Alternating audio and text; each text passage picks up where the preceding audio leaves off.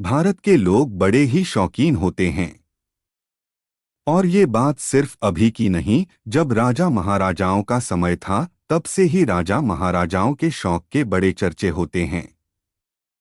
राजा महाराजाओं को जानवर पालने का बहुत शौक रहता था और आज भी लोगों को पालतू जानवर पालने का बहुत शौक होता है।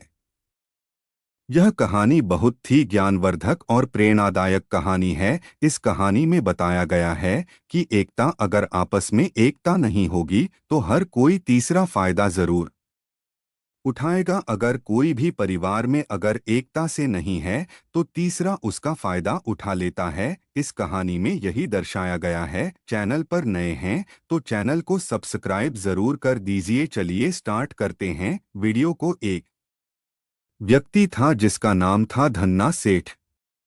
धन्ना सेठ एक जाना पहचाना अमीर व्यक्ति था जिसकी पूरे शहर में चर्चा रहती थी। धन्ना सेठ की जो पत्नी थी उसको जानवर पालने का बहुत शौक था। उसके पास तोता, मुर्गा और बकरा पले हुए थे। क्योंकि धन्ना सेठ जब अपनी दुकान पर जाता तो सेठानी तोते को खिलाती और अपना मनोरंजन करती। लेकिन इन सभी पालतू जानवरों के साथ एक चूहा भी रहता था जिससे सेठानी बहुत परेशान रहती थी। क्योंकि चूहा सेठानी के कई सारे कपड़ों को कुतर देता था। दिवाली के त्योहार के दिन धन्ना सेठ अपनी पत्नी के लिए 5,000 रुपए की एक बहुत शानदार साड़ी लेकर आता है और सेठानी दूसरे दिन उस साड़ी को पहनने लिए बहुत ही उत्सुक रहती है। दूसरे दिन जब सेठानी उस साड़ी को पहनने के लिए उठाती है तो देखती है कि उस साड़ी में एक बड़ा सा छेद हो रहा होता है। ये देखते ही सेठानी आग बबूला हो जाती है क्योंकि उस साड़ी को डोट चूहा कुतर देता है जिससे साड़ी में छेद हो जाता है। ये बात धन्ना सेठ को पता चलती है तो धन्ना सेठ सेठानी से बोलता है, गुस्सा मत हो, मैं दूसरी साड़ी ले आऊंगा और चूहे को पकड़ने के लिए चूहा दानी ले आऊंगा। दूसरे दिन धन्ना सेठ चूहा दानी ले आता है। चूहादानी को देख चूहा डर जाता है। चूहा भागते भागते तोते के पास जाता है और तोते से बोलता है, तोता भाई घर में चूहादानी आ चुकी, मुझे पकड़ने के लिए कुछ करना पड़ेगा।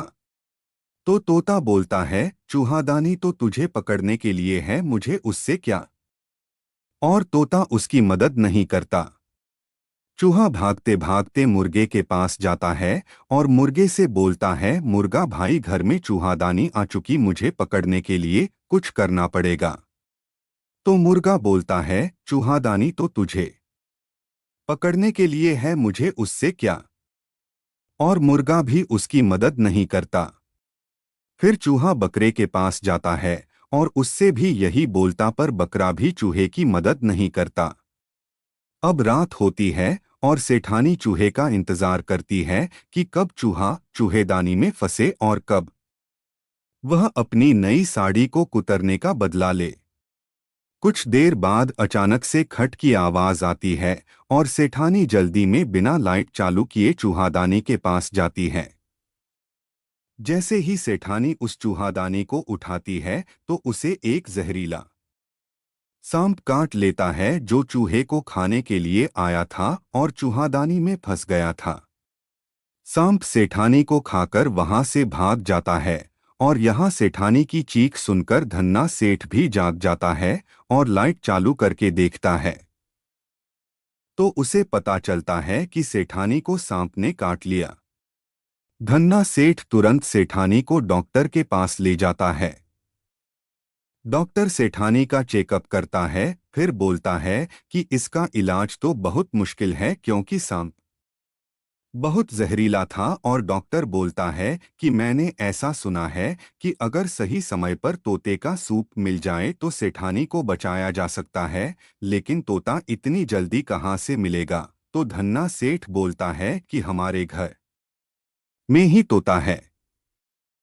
और फिर उस तोते का सूप बनाकर सेठानी को पिलाया जाता है और वो चूहा देख रहा था। फिर जब सेठानी थोड़ी ठीक हुई तो रिश्तेदार मिलने आए तो धन्ना सेठ सेठानी की खुशी में घर पर छोटी सी दावत देता है और दावत में अब कढ़ाई पर चढ़ने की बारी मुर्गे की थी और मुर्गे का चिकन बनाकर रिश्तेदारों को परोसा जाता है और वो चूहा देख रहा होता है और बोलता है, अगर मेरी बात मान ली होती तो ये सब नहीं होता। और कुछ दिनों बाद जब सेठानी बिल्कुल ठीक हो जाती है तो रिश्तेदार बोलते हैं कि इतना जहरीला सांप था, सेठानी की किस्मत बहुत अच्छी थी और अब सेठानी बिल्कुल ठीक हैं। तो धन्ना सेठ सेठानी के बिल्कुल ठीक होने की खुशी में एक पार्टी रखता है और उस पार्टी में मटन बनाया जाता है और इस बार कढ़ाई पर चढ़ने की बारी उस बकरे की थी। और चूहा ये सब देख रहा था और सोच रहा था कि अगर इन्होंने मेरी मदद की होती तो ये भी जिंदा होते। और इस तरह सभी जानवर एक के बाद एक की जान चली जाती है, लेकिन अगर उन्होंने चूहे की बात मानी होती तो सभी जानवर ठीक होते। लेकिन उन्होंने एक दूसरे की मदद नहीं की, जिसका परिणाम ये हुआ कि वह सब के सब मारे गए। अगर वह सभी एक साथ एकता में रहते तो सभी जिंदा होते। ठीक इसी प्रकार परिवार में एकता न होने पर तीसरा कोई व्यक्ति फायदा उठा लेता है। वीडियो पसंद आई हो तो वीडियो को लाइक और दोस्तों को शेयर जरूर करें और इसी प्रकार की कहानी सुनने के लिए चैनल को सब्सक्राइब करें और बेल आइकन जरूर दबा दें ताकि हमारे वीडियो का नोटिफिकेशन आप तक जल्द से जल्द पहुंच सके। धन्यवाद।